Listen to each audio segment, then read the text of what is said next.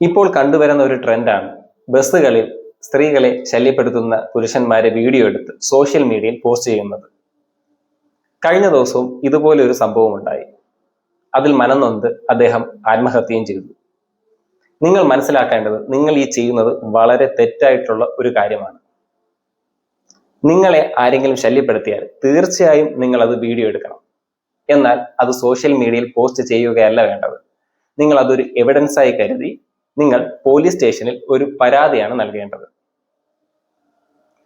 കഴിഞ്ഞ ദിവസം ആ സംഭവത്തിൽ ആ കുട്ടി ചെയ്തത് തെറ്റായിട്ടുള്ള ഒരു കാര്യമാണ്. BNS അണ്ടർ സെക്ഷൻ 108 പ്രകാരം അബൺമെന്റ് ഓഫ് സൂയിസൈഡ്, ഡിഫോമേഷൻ എന്നീ വകുപ്പുകളെല്ലാം ആ കുട്ടിക്ക് മേൽ ചാർത്തപ്പെടും. 10 വർഷം വരെ തടവ ശിക്ഷ കിട്ടാവുന്ന തക്കവണ്ണം ഒരു തെറ്റാണ് ആ കുട്ടി ചെയ്തിരിക്കുന്നത്. അതുകൊണ്ട് ഇനി മുതൽ ആരും അങ്ങനെ ചെയ്യാതിരിക്കുക. ഇതുപോലത്തെ ലീഗൽ ഇൻഫർമേഷനായി പ്ലീസ് ഫോളോ മീ.